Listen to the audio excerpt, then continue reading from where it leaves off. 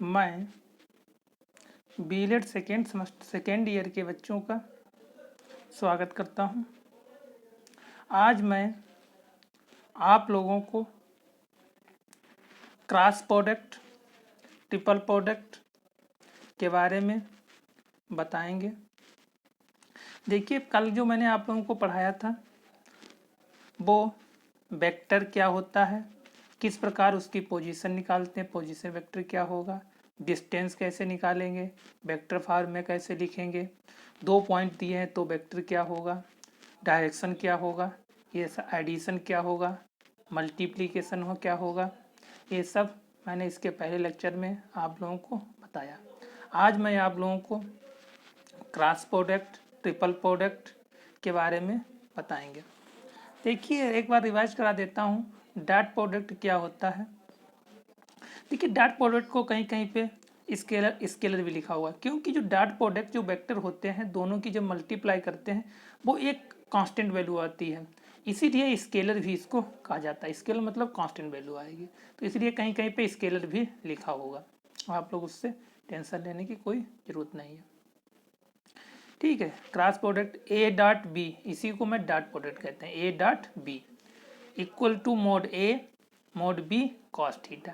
जो cos theta होता है वो एंगल वेक्टर ए और वेक्टर बी के बीच में जो इंटरसेक्ट करता है, वही इंटरसेक्ट जो एंगल होता है वही कॉस थीटा होता है। यहाँ से इसके बीच में इंटरसेक्शन पॉइंट, 2 लाइन है, वेक्टर है, उनकी इंटरसेक्ट कर रहा है, तो एंगल क्या होगा उस एंगल को भी निकाल सकते हैं, और किसी एक वैल्यू दी है तो दूसरी वैल्यू निकाल सकते हैं, और वेक्टर की पोजीशन को भी फाइंड कर सकते हैं। इसी के अंतर्गत सम प्रॉपर्टीज इसकी होती हैं। डॉट आई कैप क्या होता है, 1 होता है। जे कैप डॉट जे कैप 1 होता है। के कैप और डॉट के कैप 1 होता है।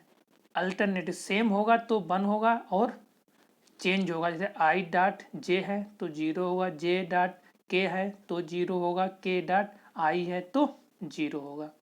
इसे सम प्रॉपर्टी दी हुई है, आप लोग एक बार इनको पढ़ लेना।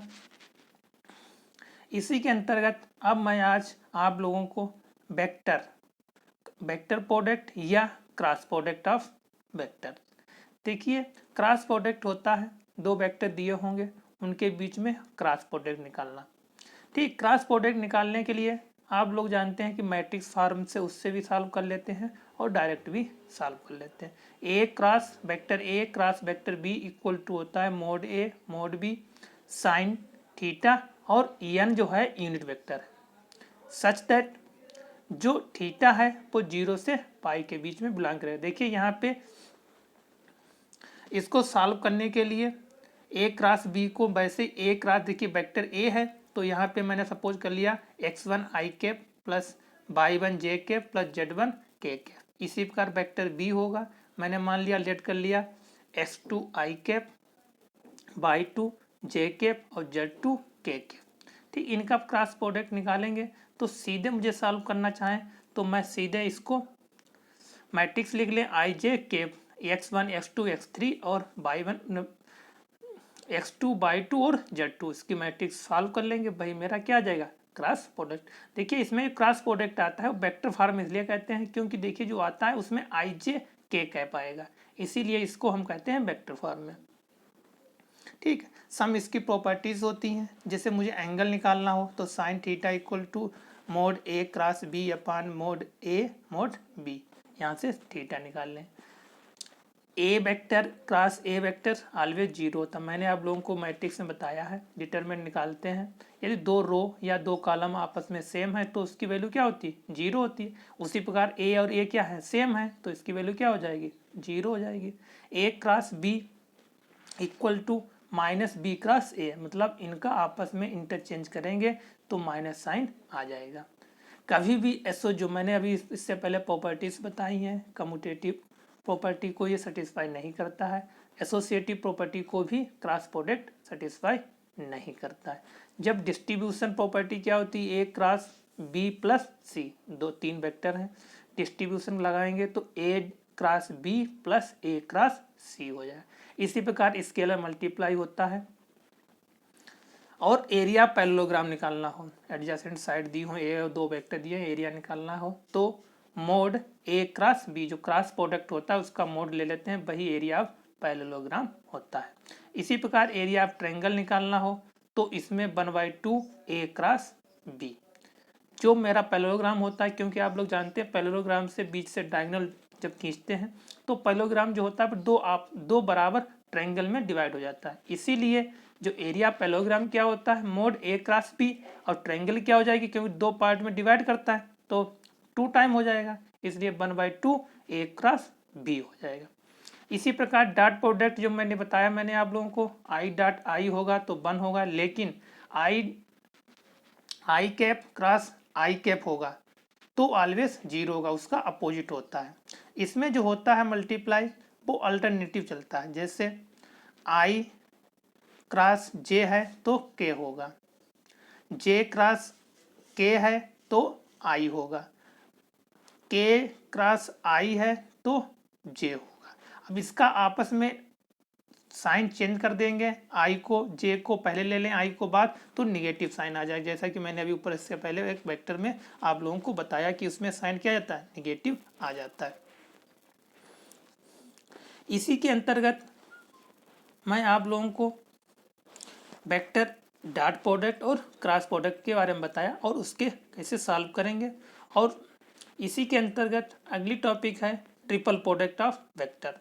देखिए वेक्टर के ट्रिपल प्रोडक्ट जो होते हैं वेक्टर वो 2 टाइप के होते हैं, स्केलर ट्रिपल प्रोडक्ट या दूसरा है vector triple product. Scalar triple product मैंने इससे पहले बताया कि स्केलर ट्रिपल प्रोडक्ट जो होता है उसमें उसकी वैल्यू सॉल्व करने के बाद एक कांस्टेंट वैल्यू आ जाती है, तो इसीलिए स्केलर कहते हैं। वेक्टर ट्रिपल प्रोडक्ट मतलब उसकी जो वैल्यू आएगी वेक्टर फॉर्म में आएगी, आई जे के फॉर्म में आएगी, तो इसलिए उसे वेक्टर फॉर्म में कहते हैं।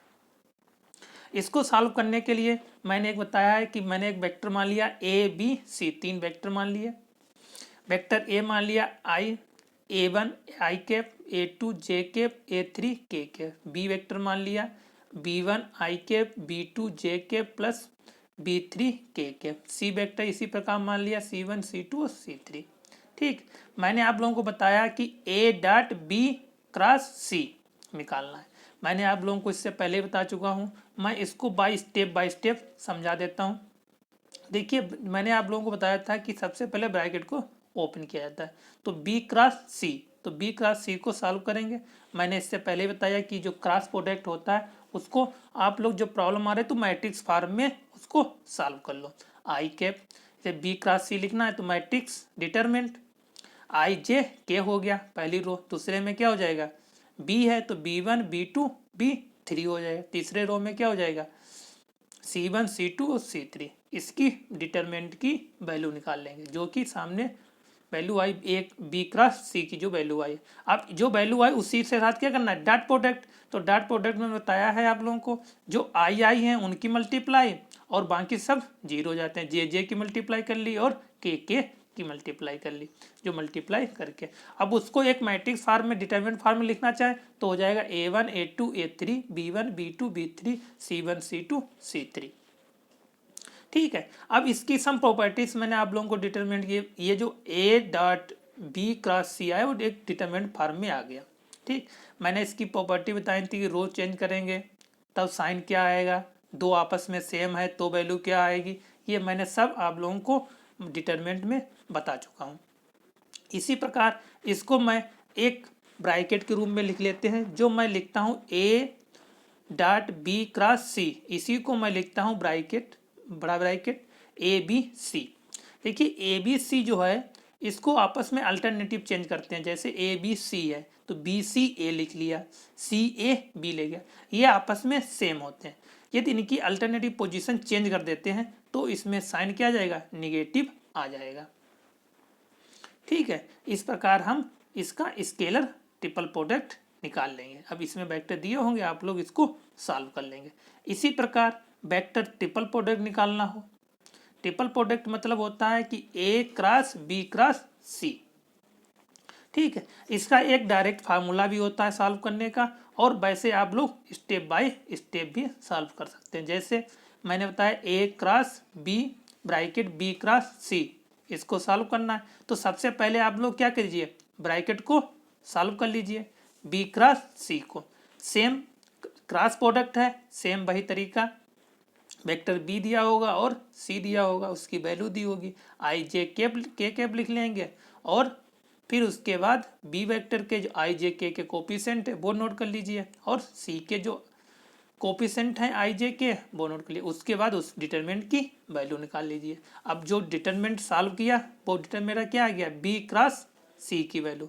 अब जो डिटरमिनेंट आया उसको किससे, ए क्रॉस से मल्टीप्लाई कर दीजिए। सेम वही प्रोसेस फिर दोबारा अप्लाई कर दीजिए। लास्ट में तुम्हारा आंसर आ जाएगा, वो किसके फॉर्म में आएगा, वेक्टर फॉर्म में, ना कि स्केलर फॉर्म में। इसीलिए इसे क्या कहा जाता है, वेक्टर प्रोडक्ट, ना कि स्केलर प्रोडक्ट। इसी का एक फार्मूला होता है, A cross B cross C है तो मैं A dot C B minus A dot B C, इसे सॉल्व करेंगे, वही मेरा ट्रिपल प्रोडक्ट का ये जनरलाइजेशन फार्मूला आ गया, इसको सॉल्व करके। इसी प्रकार अगला B cross C cross A दिया हो, मैंने बताया कि बी डॉट बाद वाला जो दिया है वेक्टर ए दिया है, इसमें बाद में वेक्टर क्या था, सी दिया था, यहाँ पे ए, तो B dot A C minus B dot C A, बाद वाला पहले और पहले वाला बाद में माइनस आ जाएगा और उसको सॉल्व कर लेंगे।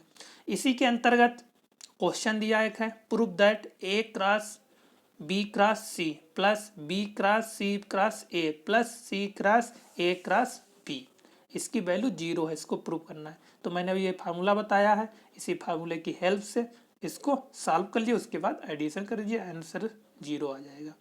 एक क्वेश्चन दिया है, वेक्टर आई माइनस 2j प्लस के मल्टीप्लाई 2i के प्लस जे प्लस के मल्टीप्लाई, मतलब cross product i plus 2j minus के। तो मैंने आप लोग देखिए, या तो आप इसे फार्मूले बेस लगा लीजिए जो फार्मूला दिया, या आप लोग लास्ट में ब्रैकेट दिया उसका सबसे पहले क्रॉस प्रोडक्ट निकाल लीजिए, उसका क्रॉस प्रोडक्ट आएगा वो इसके साथ क्रॉस प्रोडक्ट निकाल लीजिए, आप लोगों का आंसर आ जाएगा। ठीक है, अब इसके अंतर्गत मैंने आप लोगों को वेक्टर की टॉपिक जो है वो कंप्लीट हो गई है। अगली टॉपिक है, उसके जो नेक्स्ट टॉपिक है वो आप लोगों को पढ़ाएंगे, और इसके क्वेश्चन आप लोग जो मैंने इससे पहले नोट्स आप लोगों को दे चुका हूँ, बुक भी दे चुका हूँ, उसकी फोटोकॉपी, उससे आप लोग सॉल्व कीजिए। कोई प्रॉब्लम आती है तो मुझसे संपर्क कीजिए मेरे व्हाट्सएप पे, उसको क्वेश्चन को भेजिए, मैं उसको सलूशन आप लोगों को प्रोवाइड करेंगे। धन्यवाद।